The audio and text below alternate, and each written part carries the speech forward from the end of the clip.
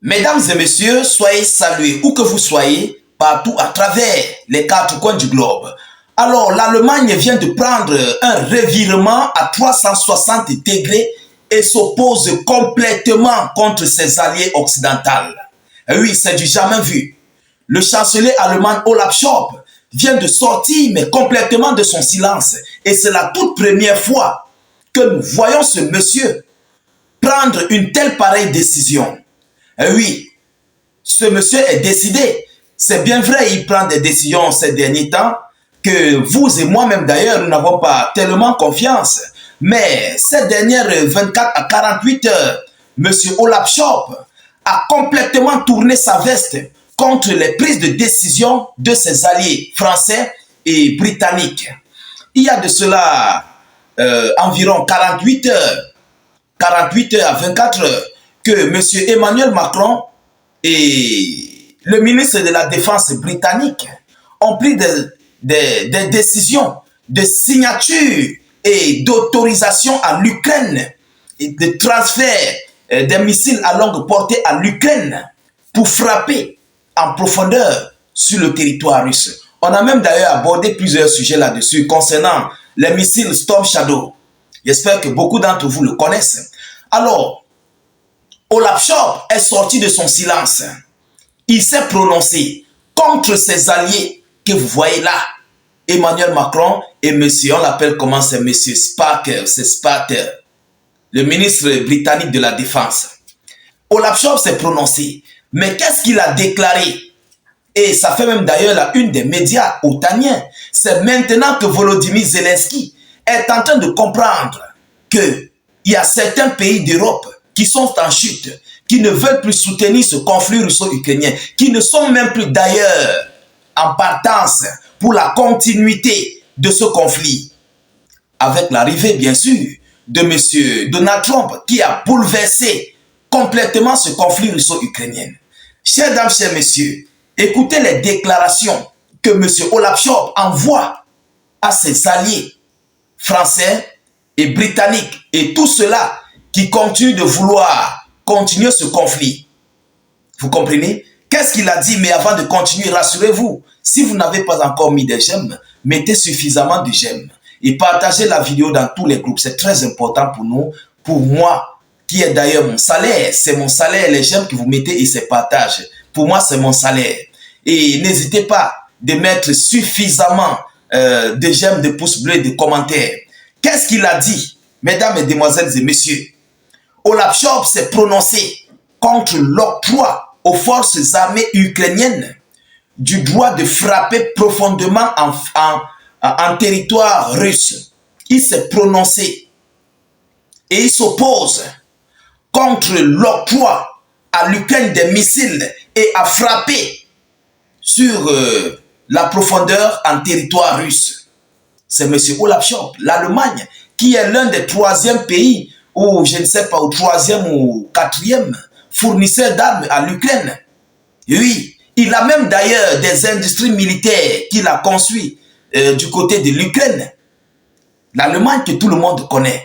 Mesdames, mesdemoiselles et messieurs, qu'est-ce qu'il dit? Le chancelier allemand a réitéré sa position lors d'un discours au Bundestag. Lors d'un discours au Bundestag, il a réitéré sa position et il est ferme là-dessus. Vous savez, il y a quelque chose que vous ne pouvez pas comprendre. Entre Olaf Scholz et Donald Trump, ça ne donne pas. Ça ne donne pas. Non, non, non, non. Lui-même, il connaît sa position. C'est de ça qu'il s'agit. Vu que M. Donald Trump est du côté de Poutine, il faut le dire, hein, c'est sérieux. M. Donald Trump est du côté de Poutine. Le gouvernement en place serait lié à Poutine. Et l'Occident connaît. Même l'administration Biden connaît. Chers dames, chers messieurs. Alors, on dit ici que le chancelier allemand a rejeté à plusieurs reprises la possibilité de transférer des missiles Taurus à Kiev en raison du risque sérieux d'escalade. Il a réitéré sa position ferme. Il s'oppose au transfert des missiles Taurus, Storm Shadow, tout ce qui s'ensuit à l'Ukraine pour le risque d'escalade. Alors, il faut dire que c'est une bonne nouvelle. Si il a décidé de reconnaître que ça serait une escalade, mais pourquoi ne pas aussi emboîter le pas pour mettre fin ou bien terme à ce conflit? Pourquoi ne pas arrêter même d'ailleurs des aides allemandes sur ce conflit russo-ukrainien? Je pense que c'est mieux pour quitter complètement dans cette danse, pour que tu te blanchisses. Et là, peut-être tu auras plus de chances au sein de ton pays pour qu'on doit encore te soutenir par l'opposition ou bien par tes partisans ou par ton peuple. Je pense que c'est mieux. Alors il continue en disant, selon l'information, auparavant il a été signalé des menaces d'ultimatum contre la Russie de la part d'un candidat à la chancellerie de la République fédérale d'Allemagne. Je ferai une vidéoconférence là-dessus. Ce monsieur qui veut donner un ultimatum à la Russie, là, je ferai une vidéoconférence sur lui. Alors, s'exprimant dans une position opposée. Donc, M. Olaf Scholz vient boucler, il vient fermer tous ceux-là qui veulent faire un peu, ceux-là qui veulent courir avec Poutine. Il dit stop. Ça, on peut tout accepter. Vous pouvez envoyer des équipements militaires, vous pouvez envoyer des armes, envoyer même des merceaux si vous voulez. Mais les missiles en profondeur là, Dieu connaît bagage qui est lourd. Moi, Olaf Scholz, je ne suis pas dedans. Oui, il dit je ne suis pas dedans. Il veut quitter dedans une fois. C'est de ça qu'il s'agit. Il a compris. Mesdames, Mesdemoiselles et Messieurs, non seulement ça, l'économie allemande est en chute. Olaf Scholz a même d'ailleurs critiqué. Il a critiqué ici, il a porté critique ici au gouvernement, au pays, au régime en place, disant que les autres pays, leur économie à 100%, mais pour l'Allemagne, il félicite l'économie de l'Allemagne parce que c'est très élevé, qui est à 60%. Mais c'est qu'il a, donc il a porté des critiques. Alors ça montre à suffisance que l'Allemagne, plus rien ne va. Ce conflit-là, ça a tellement ruiné le bloc européen, ça a ruiné les pays membres de l'OTAN et ils ont compris. C'est pourquoi sans l'aide américaine, ils ne peuvent pas. Et vu que l'Allemagne et les États-Unis d'Amérique, ça ne donne pas. Alors, vaut mieux commencer à prendre sa position pour ne pas mettre du sable dans la tchéquée de M. Donald Trump lors des négociations de paix. Vaut mieux se retirer. Il a compris sa réelle position. Mesdames, Mesdemoiselles et Messieurs, le deuxième point, bon, est-ce que ce n'est pas ici une hypothèse de battre la campagne?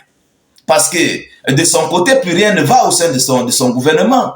Ah oui, il est en train de tomber. Est-ce que ce n'est pas un moyen pour pouvoir se relever aux yeux de ses partisans, aux yeux de son peuple, aux yeux de tout le monde? Est-ce que tel n'est pas le cas? Ça, c'est la deuxième hypothèse. Tout est possible. Mais en tout état de cause, durant toute cette semaine dernière qui vient de passer, M. Olaf Scholz, réellement dit devant Dieu, il est en train de s'opposer. Oui, il s'oppose. Mais vous savez, dans le bloc otanien et européen, il y a certaines conditions. Lorsque tes collaborateurs commencent, tu dois suivre le pas. Parce qu'ils ont des lois qui disent, si l'autre fait, tu dois faire. Obligé, on ne te demande pas. Bon, ça, ils sont obligés de respecter ça. Mais il y a certains pays qui jouent la tête dure parce que ce conflit ne les concerne pas. C'est pourquoi ils n'ont pas mis la patte à l'intérieur. On va prendre l'exemple de la Hongrie, de M. Viktor Orban. Ça, ce conflit ne l'appartient pas. Mais si c'était un conflit de l'Union européenne, automatiquement, Viktor Orban devait faire quelque chose. C'est pourquoi lui, il ne veut même pas enlever son 1 centime pour envoyer dans ce conflit en Ukraine. C'est de ça qu'il s'agit. Alors, chers dames, chers messieurs, nous continuons de suivre cette actualité de près, mais en tout état de cause, la situation est très chaude et bouillonnante du côté de l'Union européenne. Oui, les alliés se divisent, se séparent à queue de poisson. Plus rien ne va. Alors, rassurez-vous de partager la vidéoconférence dans tous les groupes possibles. Mettez suffisamment de j'aime et poussez beaucoup de cœur. Vous comprenez? Laissez beaucoup de commentaires même d'ailleurs. N'hésitez pas de mettre la vidéo dans les groupes WhatsApp, Facebook, Instagram, Messenger, Telegram, partout où vous pouvez. C'est très important. S'il vous plaît, tâchez aussi de cliquer sur le lien de notre chaîne YouTube. Allez vous abonner à la chaîne YouTube. Nous réalisons des vidéoconférences là-bas. YouTube est très fiable. Allez-y rejoindre notre chaîne YouTube. Dès que tu cliques sur le lien, ça va s'ouvrir. notre chaîne YouTube va s'ouvrir. Ensuite, tu cliques sur s'abonner. Et puis, pour être sûr que tu es vraiment là, tu actives la cloche de notification pour ne plus rater nos prochaines émissions. Facebook, avec Facebook, rien n'est sûr. Je vous reviens tout à l'heure pour une prochaine série d'actualités. Soyez encore salués une fois de plus. Ciao, ciao.